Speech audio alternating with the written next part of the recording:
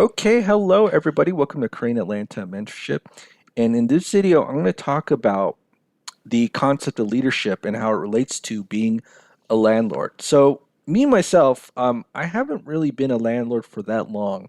In fact, this is my first rental real estate check back in 2023, which was 14 grand. And I always love showing this off because I think it's hilarious, right? The reason I think it's hilarious is because I got a 14 grand check from a tenant in for a single family home. And not only that, same day I got this text message, and I love showing this off. Thank you so much for everything. We appreciate you. And I said, no problem. Happy to be of service. So here's the thing. You'll notice the messaging, even though I got the 14 grand check, who did who the favor? Did the tenant do me the favor by giving the 14 grand check? Or did I do her the favor by providing her housing? Right? So, something you want to think about. And so the reason I'm making this video is to kind of talk about the number one thing that a landlord, or not a landlord, that a leader is supposed to do, which is to set the tone of the relationship, right? So leaders in general, like CEOs, managers, anything that implies leadership. In fact, if you kind of take a look at the word landlord, doesn't it imply nobility, right? Like it feels like such an 18th century term or maybe 17th century, I don't know, but it feels like such a old school term. I'm a landlord. In fact, I love saying that. I love like to be honest, I can't even remember that I have a rental house. Like I really can't because I rarely see my tenant. But I love saying like I'm a landlord. But the term itself implies like nobility and leadership, right? And the problem is that there are far too many people out there who don't understand the powers that they have and what the responsibilities are. In fact, most people's concept of leadership is just, hey, you follow me because I have a senior title, right? And I don't know if you ever read the book, The 48 Laws of Power, but law number one, and the book is by Robert Greene, says never outshine the master, right? So basically, the person in the leadership position always has to have the better ideas, better everything than the person following them, right? And I always like to follow the opposite approach. In fact, a lot of people I've worked with throughout the years have always said to me, "Hey, without you, this whole thing would collapse." Right? Heard that from many people throughout the years in different fields, and people who have never met each other say the same thing, like, "Hey, without you, this would collapse," or "Hey, you're the very best." And I don't really fear. I'll be honest. I don't really fear dealing with like things I don't have experience in, because it's not about the knowledge. It's about the leadership and the tone that you set when you're dealing with other people, right? So one of the things that I always love to do is just have a good attitude. Like, you ever notice that most people always act like the sky is falling?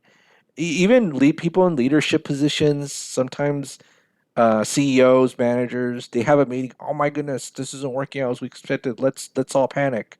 I heard this is really common in Hollywood with publicists too. Like I was watching a YouTube video about like how publicists in Hollywood freak out about everything, and I think it was like the CEO of Sony said, "Stop panicking," or something that like, "Stop panicking. We don't make anything that people actually need," or something like that. In the movie industry, it was pretty funny. But back to my point. Um, the reason why most leaders fail is, well, number one, they fail to understand the powers that they have, and number two, a lot of them don't try to set the tone, or they don't think they're responsible for the tone of the relationship, right? They don't understand that their attitude trickles down to even people they've never met within, like, let's say, a very big company. Landlords, their number one job is essentially to set the tone of the group that they're leading. And so as a landlord, this is very important, because when you're dealing with tenants, you want to make sure that you set that tone right from the start. And the easiest way to do that is make sure you never accept a bad tenant. In fact, 95% of a landlord's job is making sure that a bad tenant never enters your house, right? Bad tenant should never enter your house. And if you feel like they have some sort of weird hesitation about paying or making a big deal about paying, never accept them. Because I don't know if you ever heard that saying, people who don't pay they don't pay attention, right? You ever hear that one? Now, how does this relate to being a landlord, right? More specifically. So I'm going to tell you a story of mine when I was a tenant, right? I used to live in like a $400 a month shared room type housing. And one of the things that always bothered me about my landlord was that she would whine about every single thing. And she'd make a big deal about every single thing too. The thing that she made a really big deal about was like, oh, property taxes are raising. Oh my goodness, blah blah blah blah blah. And I need to charge you more rent because all these costs are increasing. I'm like, dude, I live in the same world as you, right? But the funny thing is, and I'm gonna tell you what I did is that once I think it was like I was living there for 2 years and I just got sick of it. I wouldn't have if I had liked living there. I would have just kept paying that $400 a month because that's pretty cheap rent. And if I could live comfortably on $400 a month, that would have been great. But the fact that she set a bad tone and she essentially just kept whining is the reason why I moved from that $400 a month room to a $1,200 a month luxury one bed, one bath apartment. And that taught me a lot about myself, right? That taught me a lot about psychology of money, leadership, that you're supposed to set the tone, right? And that's how I conduct myself with other people. Like that's just how I am. And what's funny is that the way I essentially I learned leadership is to do the exact opposite of what most people do. It's kind of like that episode of Seinfeld. I don't know if you ever watched Seinfeld, but there's an episode where George, one of the main characters, George, is a failure in life, and then in one episode he just decides he's going to do the opposite of what he normally does, and then he becomes a success. And so, if my landlord, who I didn't want to live with anymore or make a big deal about whatever is going on, and in fact, she owned two rental houses. That's kind of like a sad thing, right? But if my landlord is making a big deal about, how property taxes are increasing and she needs to get more rent out of me, I'm not going to make a big deal at all. I'll be like, oh, that's cool, man. Hey, like you just give me the rent and that'll be it, right? But if you don't pay, okay, that's cool. You just you want me to evict you? Oh, cool. But that's what I mean. Like, I'm not going to make a big deal about everything, and I think the tenant can feel that, right? I really think the tenant can feel whether what your attitudes are about money, and thus will give you that 6 months worth of rent up front versus tenants who magically can't pay the rent, right? And that's really your main job as a landlord. And so when you set the tone as a landlord, you just want to make sure that, hey, I'm here to take care of you. Hey, yes, pay the rent, but I want to make sure that you live in a safe, comfortable place. Hey, if my property taxes are increasing, no worries, because I got velocity banking. Or, maybe we'll increase the rent a little bit. But the most important thing is that you don't freak out. You're in a leadership position and you don't freak out like so many quote leaders do, right? I don't know what it is, but I've been disappointed by so many people and they're supposed to be in that leadership position. Again, leadership is mostly self-conferred. I don't know if that's even a word, but it's a lot of times people do it in a way that they think it's supposed to be. It's like, oh, you learned it from school, but you didn't get feedback from your audience about what's the best way to do it, right? Kind of like how you watch a movie about, I don't know, being a pickup artist and it's a totally different from real life. That's probably a bad analogy, but you get what I mean, right?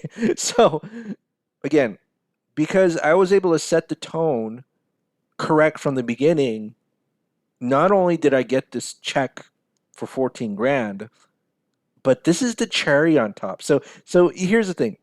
If I got this check for 14 grand and I didn't get this cherry on top, I would never ever show this check. But the fact that I did get the cherry on top and the tenant said, thank you so much for everything. We appreciate you. No problem. Be happy to serve. You could see how I'm setting the tone there, right? You could see, hey, I'm there to help you. Hey, I'm there to even protect you if you need me for whatever reason, right? And I'm setting that tone. How many landlords do that? right? In fact, if you just search the web, there are a lot of people who hate their landlords, right? They'll say, oh, their landlord's a leech or their landlord is trying to get something out of me. In fact, let's just do a quick Google search, right? We'll do Reddit. Landlord won't fix things, right? Right? So landlord will fix our issue. Landlord will fix things. Landlady doesn't want to do repairs. Do you see leadership? Like when people are complaining, do you see, oh, this landlord has leadership skills, right? No, no. Basically, these landlords are saying a tone that, hey, they're not going to be leaders and they don't care, right? And again, I get that there are two sides of the issues, but I'm just saying from a very, what we would call disinterested or unbiased perspective, these landlords, if whatever is being posted is true, aren't showing leadership ability. And here's the other thing too. When I did a 6 month inspection to my rental unit, um, my tenant was asking me, "Hey, can I get like a new dishwasher?" Right? Because the dishwasher was old and didn't work, and I took bad advice from my contractor just to leave. It was like, "Oh, it's a renter. She doesn't care." But I was like, "Oh, that kind of looks this. It doesn't look good, right?" And so here's the thing: the dishwasher is only $300, right? My tenant gave me a 14 grand check. And I said, sure, I'll do it, right? But I always did it in a tone that, like, I'm doing you a favor. And she was like, thank you, thank you, thank you so much, which is it's kind of weird, right? Like, you gave me the 14 grand check, yet you act like I'm the one doing you a favor. Um, by giving you just a little piece of your money back. And here's the thing: I have like $258,000 in lines of credit, and I don't know if you know anything about credit, but if you don't use it, you kind of lose it, right? So I was just like, all right, great. This isn't an opportunity for me to use my credit cards for landlord expenses, and I just didn't make a big deal about it, right? But unlike these other landlords who are not showing leadership skills, who are not setting tone, who are not building good relationships with their tenants. And here's the thing: I only have one rental property, but what I'm saying is that the principle is the same whether you're a landlord or you work as a company leader or whatever it is that you're doing, right? You set the tone and you're responsible for the relationship. In fact, one of my real estate mentors actually said this to me, that if you're having tenant issues, it's not the tenant's fault, it's your fault, right? Because you don't know how to set the tone. See, I learned from so many people. It's so great, right? And that's why I loved all the things that I learned. And number one reason, oh, I'm coughing. But the one reason I love being a landlord is just because I get to make videos about showing off this big rental check, and I get paid. And let me re-say this again. I get paid, and I honestly can't forget. I honestly forget that I do have a rental property, right? I honestly forget that. So I have to remind myself constantly, oh, I'm a landlord. I'm a landlord. But the other thing, and this is the whole point of this video, the reason why this check came and this text message is because I was able to set the tone, right? And you have to realize that you are the cause as a landlord, as a leader. You are the cause. Things aren't happening to you, right? You are the cause of what's happening. You have to realize that. So this is a coincidence based on all of my years of helping and leading people, right? All of my years of doing that led to this, my first real estate rental check. Okay? And here's the other thing too. Every time I do something new, I always get a similar effect, right?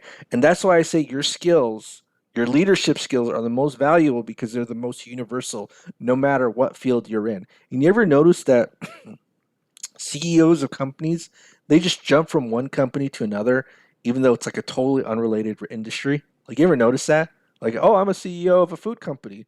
Oh, next year I'm a CEO of a of a railroad company or something like that. Or I'm a CEO of a bank, and now I'm a CEO of an oil company. Right? You ever notice how that works? Because leadership skills get transferred, right? Or they're transferable in any industry. Now I'm not saying those leaders are any good, but I'm just saying leadership skills in general, especially if you're a good leader, that's how it would work. Okay, Well, this is a Korean Atlanta mentorship. Man, I've been ranting for 15 minutes. Wow. And you know what the worst part is that I think my leadership videos are like the least watched out of all of the video types in this channel, but no worries. These are the things I'm passionate about. So, all right. Well, if you're interested in joining our group, go ahead and click the Google form link below. Other than that, have a great day, and we will speak next time.